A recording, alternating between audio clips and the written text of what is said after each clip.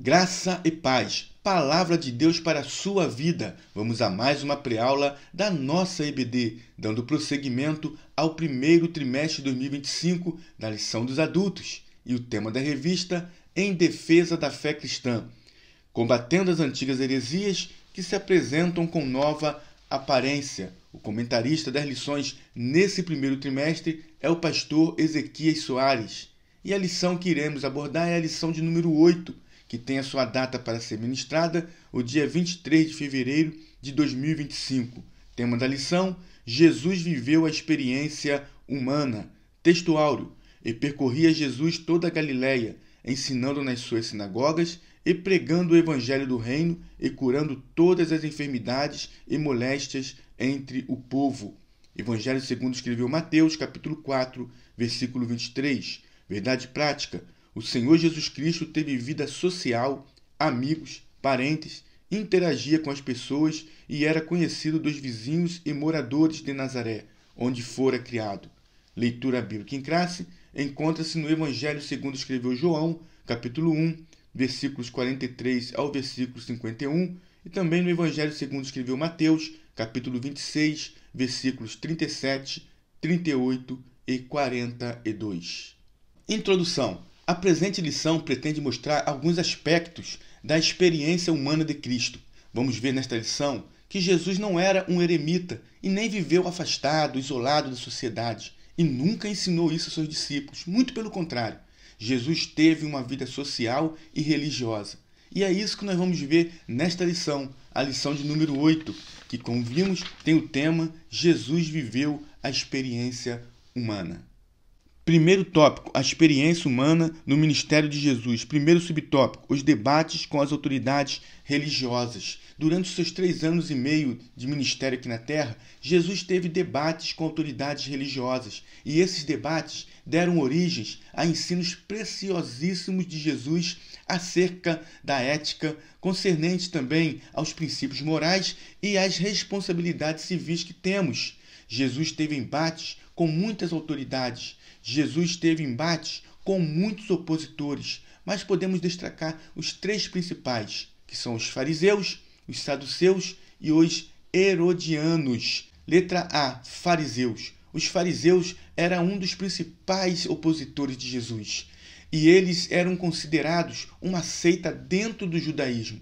O nome fariseus significa separados, porque eles não concordavam com os saduceus. E há algo que nos chama a atenção: os fariseus colocavam a tradição acima das escrituras. E isso nós podemos ver nas palavras de Jesus, que está em Mateus capítulo 15, versículos 2 em diante. Jesus está respondendo a uma pergunta feita pelos fariseus, quando eles dizem: por que transgridem os teus discípulos a tradição dos anciãos, pois não lavam as mãos quando comem pão? Ele, porém, respondendo, disse-lhes: por que transgrides vós também o mandamento de Deus pela vossa tradição? Porque Deus ordenou, dizendo: honra teu pai e a tua mãe, e quem maldisser ao pai ou à mãe, que morra de morte. Mas vós dizeis: qualquer que disser ao pai ou à mãe, é oferta ao Senhor, o que poderias aproveitar de mim? Esse não precisa honrar nem a seu pai, nem a sua mãe. E assim, invalidastes pela vossa tradição o mandamento de Deus. Então nós podemos ver que eles colocavam as tradições acima do mandamento, invalidando assim o mandamento de Deus. Os fariseus eram membros do Sinédrio. O apóstolo Paulo pertenceu a este grupo antes de sua conversão, e ele diz que os fariseus eram uma seita severa do judaísmo. Isso nós podemos ver em Atos Apóstolos, capítulo 26, versículo 5, em Gálatas, capítulo 1, versículo 14, e também em Filipenses, capítulo 3, versículo 5. Letra B, os saduceus. Os saduceus, assim como os fariseus, eram considerados facções, seitas dentro do judaísmo, conforme podemos ver no livro dos Atos dos Apóstolos, capítulo 5, versículo 17. E, levantando o seu sumo sacerdote e todos os que estavam com ele, e eram eles da seita dos saduceus, encheram-se de inveja. Os saduceus aceitavam somente os primeiros 5 livros da Bíblia, o Pentateuco, os livros escritos por Moisés: Gênesis, Êxodo, Levítico, Números e Deuteronômio. Os saduceus não acreditavam em anjos, em espírito, em ressurreição, e eles também não aceitavam os outros livros do Antigo Testamento. Os saduceus eram inimigos de Jesus. Eles odiavam Jesus, a ponto de deixarem as suas ideologias de lado e se juntarem com os fariseus, a quem fazia oposição, para tentar tirar a vida de Jesus. Letra C. Os herodianos. Os herodianos eram apoiadores de Herodes e eram também a favor da cobrança de impostos. E assim como os saduceus, os herodianos formavam conselhos, faziam aliança com os fariseus para tirar a vida de Jesus, conforme está escrito no Evangelho segundo escreveu Marcos, capítulo 3, versículo 6. E, tendo saído os fariseus, tomaram logo conselho com os herodianos contra ele, procurando ver como o matariam. Segundo subtópico, a vida social e religiosa de Jesus. Jesus participava de uma vida social intensa e por isso ele viveu a experiência humana. Jesus não era um eremita, como falamos na introdução. Ele não vivia isolado, ele não vivia afastado da sociedade e nunca ensinou isso aos seus discípulos. Pelo contrário, Jesus participava de reuniões, de festas. O primeiro milagre realizado por Jesus em seu ministério terreno, que principiou os sinais de seu ministério, foi realizado em uma festa de casamento, quando Jesus transformou a água em vinho. Os 2 primeiros capítulos de Lucas apresentam um começo muito humano de Cristo, apresentando amigos, vizinhos, parentes. Podemos citar aqui Zacarias e Isabel. Isabel era prima de Maria, mãe de Jesus. Também traz aqui o comentarista os primos de Jesus, os filhos de Zebedeu.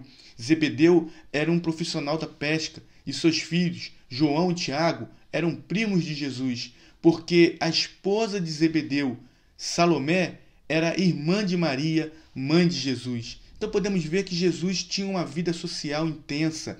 Ele tinha parentes, tinha amigos, tinha um círculo de amizades. Lucas descreve o desenvolvimento físico e mental de Jesus, que crescia em estatura e em sabedoria. No Evangelho segundo escreveu Lucas, capítulo 2, versículo 40 e 52, nós também podemos encontrar acerca do desenvolvimento de Jesus. Veja o que está escrito. E o menino crescia e se fortalecia em espírito, cheio de sabedoria, e a graça de Deus estava sobre ele. E crescia Jesus em sabedoria e em estatura e em graça para com Deus e os homens. Jesus não olhava para a condição social e nem espiritual das pessoas para interagir com elas, independente de sua classe social, de sua condição espiritual. Jesus interagia com todos, tanto publicanos quanto pecadores. Podemos ver isso em Mateus capítulo 9, versículos 10 e 11. E aconteceu que, estando ele em casa sentado à mesa, chegaram muitos publicanos e pecadores e sentaram-se juntamente com Jesus e seus discípulos. Os fariseus não entendiam por que Jesus comia com publicanos e pecadores. Na verdade, em sua vida social e religiosa, Jesus nunca perdeu de vista o seu principal objetivo: curar, libertar e salvar. Vamos ler do versículo 11 ao versículo 13. A pergunta dos fariseus e a resposta de Jesus.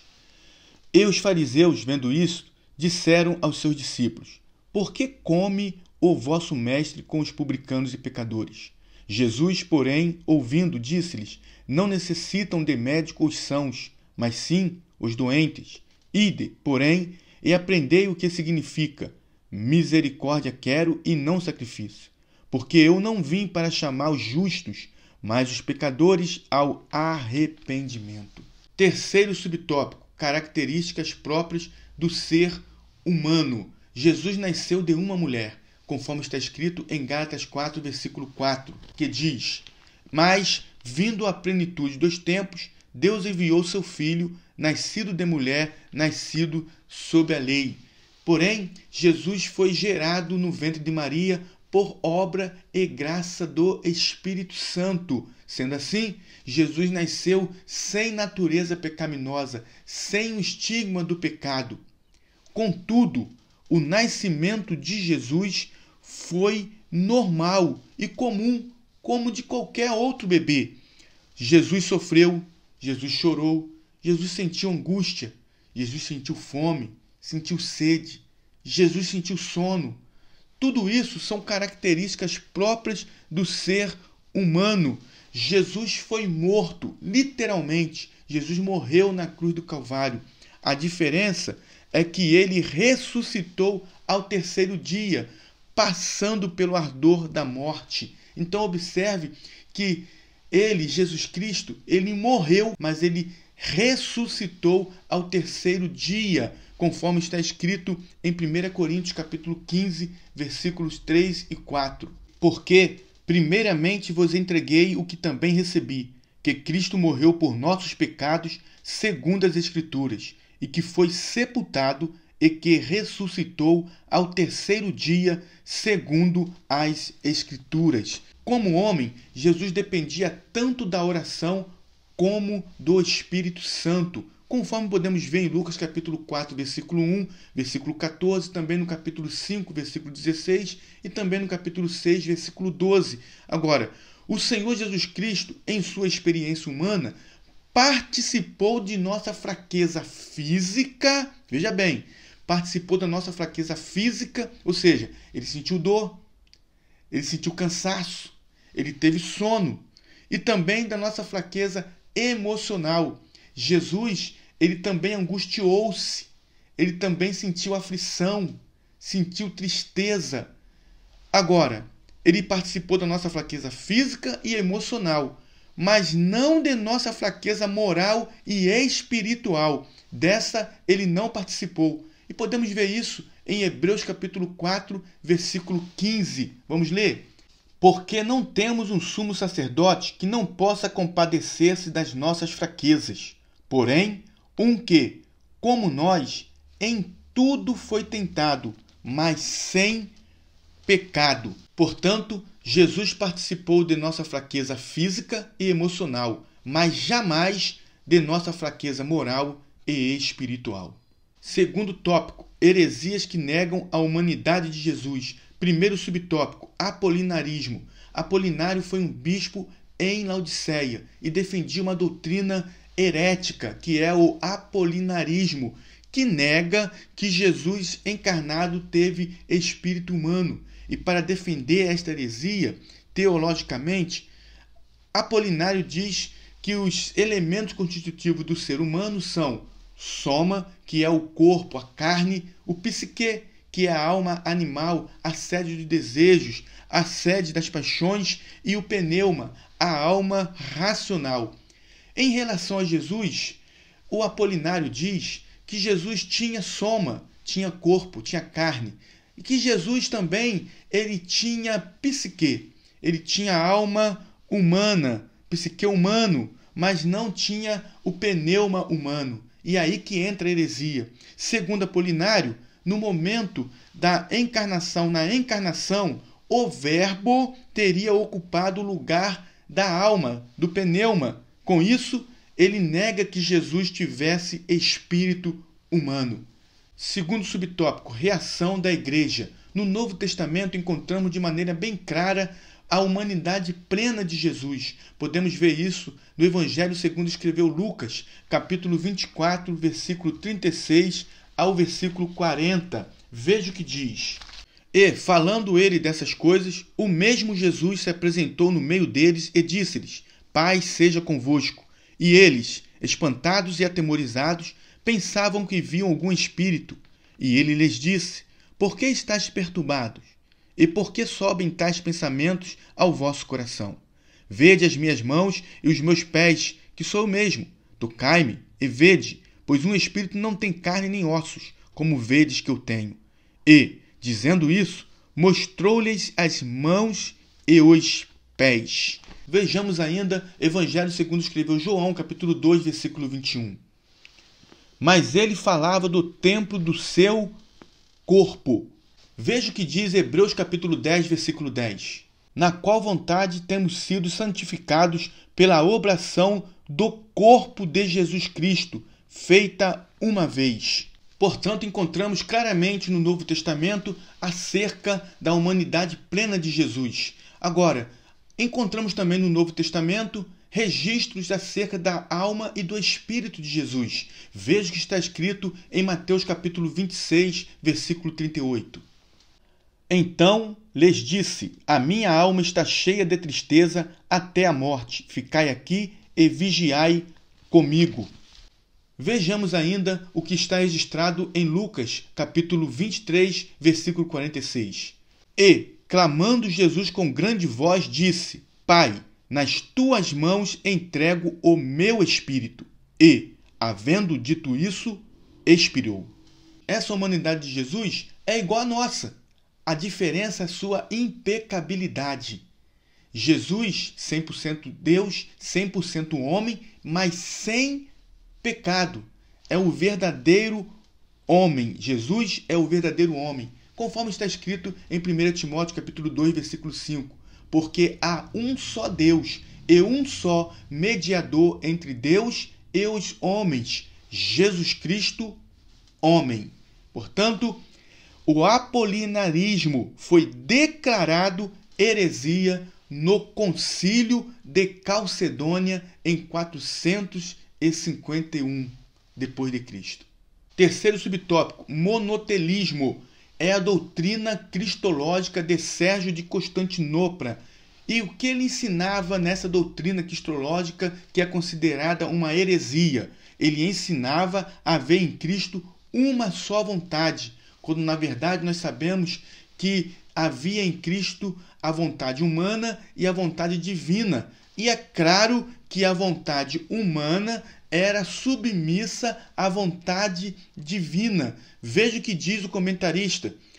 O terceiro concílio de Constantinopla, em 681, considerou o monotelismo heresia. Reconhecemos as vontades de Cristo, conforme está em Marcos capítulo 14, versículo 36. É evidente que as ações de Cristo, como caminhar, comer, beber, interagir com as pessoas, são puramente humanas, mas são produzidas pela natureza humana sob a direção divina.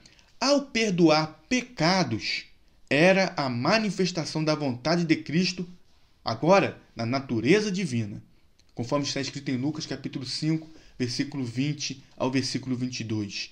Portanto, defendemos, assim como Sofrônio, que era um patriarca de Jerusalém, em 633, que refutou o monotelismo, nós defendemos que existe em Jesus duas vontades, sendo a humana submissa à divina. Terceiro tópico, como essas heresias se apresentam nos dias atuais. Primeiro subtópico, quais países Jesus visitou quando esteve entre nós? Durante a sua vida terrena, podemos dizer que Jesus esteve em 3 países: Egito, em Israel, que foi a sede de suas atividades, o centro de suas atividades, e na Fenícia, que é atualmente o Líbano. Agora, há movimentos, há grupos ocultistas, grupos heréticos, que costumam ensinar que Jesus esteve até mesmo na Índia. Alguns afirmam que Jesus esteve nos Estados Unidos, mas a Bíblia, porém, nada disso menciona. E nós ensinamos aquilo que diz a Bíblia Sagrada e rejeitamos tudo aquilo que está fora da Bíblia, que são fábulas. Primeira Epístola de Paulo a Timóteo, capítulo 4, versículo 7, diz assim: mas rejeita as fábulas profanas e de velhas e exercita-te a ti mesmo em piedade. Os evangelhos não mostram um Jesus estranho em sua comunidade, e muito menos um forasteiro. Jesus não era um forasteiro, Jesus era conhecido na sua comunidade. Todos conheciam Jesus, todos sabiam quem era o Jesus. Veja o que está escrito em Mateus capítulo 13, versículo 55 ao 57. Não é este o filho do carpinteiro? E não se chama sua mãe Maria, e seus irmãos Tiago e José, e Simão e Judas? E não estão entre nós todas as suas irmãs? Donde lhe veio, pois, tudo isso? E escandalizavam-se nele. Jesus, porém, lhes disse: não há profeta sem honra, a não ser na sua pátria e na sua casa. Então observe que Jesus era conhecido na sua comunidade. Segundo subtópico, Jesus era visto como alguém da comunidade. Esses movimentos esotéricos que queriam mostrar Jesus como alguém estranho em sua comunidade, como um forasteiro, contraria o relato dos evangelhos. Veja o que diz Lucas capítulo 4, versículo 22 ao versículo 24. E todos lhe davam testemunho e se maravilhavam das palavras da graça que saíam da sua boca e diziam: não é este o filho de José? E ele lhes disse: sem dúvida me direis este provérbio: médico, cura-te a ti mesmo. Faze também aqui na tua pátria tudo que ouvimos ter sido feito em Cafarnaum. E disse: em verdade vos digo que nenhum profeta é bem recebido na sua pátria. Então observe que Jesus é apresentado nesse texto como alguém que pertence à comunidade, como alguém que pertence ao seu povo, e não como um estrangeiro, como um forasteiro. Sua maneira de viver e os seus ensinos refletem a cultura judaica, e nada há que se pareça com a cultura hindu, conforme diz alguns movimentos esotéricos. Conclusão: é nosso compromisso seguir o exemplo de Jesus no relacionamento com as pessoas. Ele é Deus, verdadeiro em toda a sua plenitude, igual ao Pai, e como homem, em toda a sua plenitude, viveu e andou entre nós, seres humanos.